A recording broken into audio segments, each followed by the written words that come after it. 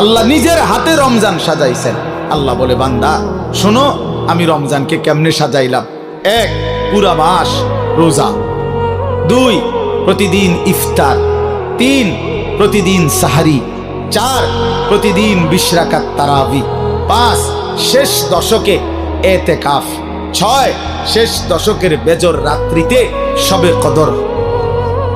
এরপরে 7, একটা নফল একটা ফরজের সমান। 8, একটা ফরজ 70টা ফরজের সমান। 9, প্রথম দশক রহমত।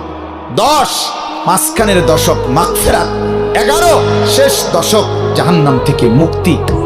আল্লাহ বলেন, জান্নাতের দরজা খুলে দিলাম, জাহান্নামের দরজা বন্ধ করে দিলাম, সমস্ত শয়তানগুলোকে শেকলে বন্দী করে দিলাম, চারিদিক দিয়া গোলাইয়া সব গুছাইয়া বান্দা রাস্তা কেবল একটাই খোলা, দরজা কেবল একটাই খোলা।